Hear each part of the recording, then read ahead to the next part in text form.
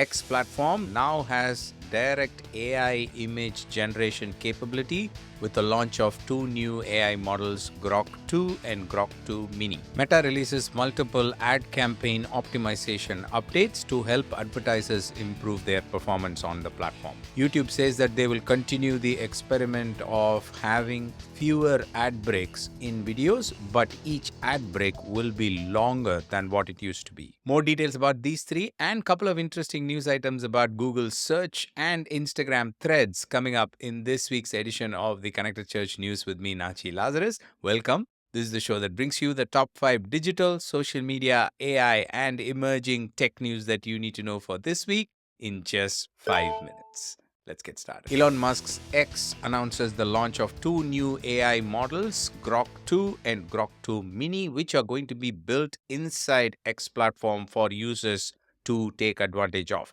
So if you are a premium user, a paid user with a blue tick, then you are able to use these. With this update, for the first time, X users are able to generate an image directly within the platform. Grok 2 uses Flux architecture for AI image generation, and some of the early tests have been really impressive because Flux can handle highly complex tasks and also have vision-based capabilities for image generation. The announcement says that Grok 2 excels in chat, coding, and reasoning. Grok 2 Mini is a balance between speed and answer quality. Grok 2 also seems to be leading in academic and real-world benchmarks, math, science, document-based Q&A, and visual tasks. Google says that they are expanding their AI overview tool, which they've been testing for a while, to 6 new countries. AI overviews are simple, concise explanations of whatever you are searching for. Let's say you go into Google and ask for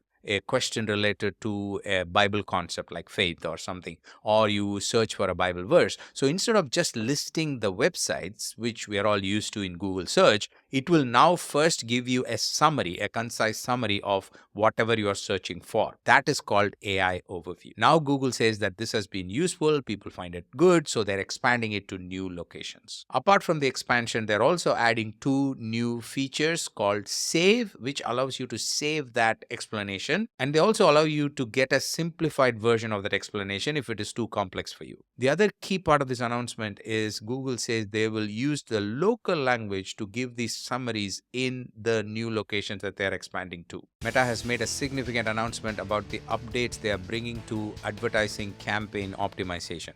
If you use Meta ads, which I know most of you do, pay attention to this because the way they do ad attribution, they go about targeting audience and they add other external data sources like adding Google Analytics into Meta ads. All of that is changing. We will link to all these details in the show notes. Share this with your advertising team. The announcement says starting now and continuing into 2025, we plan to introduce the ability for businesses to connect their analytics tool directly into our ad system through a simple API setup. Just for you to know, all these changes are driven by their need to bring in AI-based automation to advertising. The announcement says over time, our AI models will be able to use this data to help fine-tune campaign optimization, which we believe will lead to improvements in the overall value of conversions that we deliver. YouTube has announced that they are continuing to expand this experiment with having fewer ad breaks when people watch YouTube videos on their TV, the connected TV experience. But each ad break is going to be longer than what it used to be. To help you understand this, let me give you an example. Let's say you're watching a 1-hour video on YouTube on your television.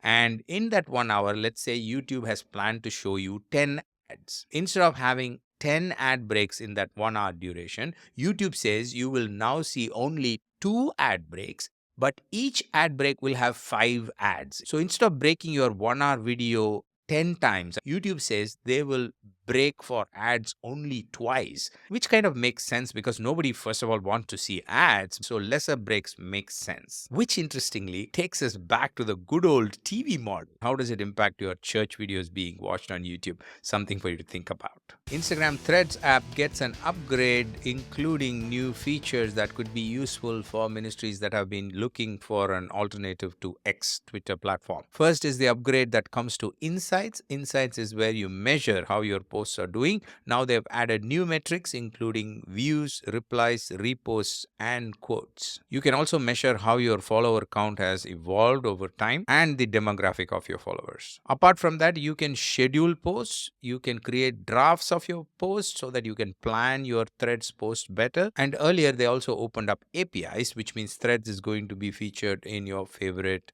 third-party social media management tools as well. And something for you to note is that all these features are for now available only in the website or the desktop version of Threads. Share this information with your social media team. If you have any questions or need more information on any of the news items, then do DM me at Nachi Lazarus on Instagram or on Twitter, or simply leave a comment wherever you're listening to me. We'll make sure we get back to you.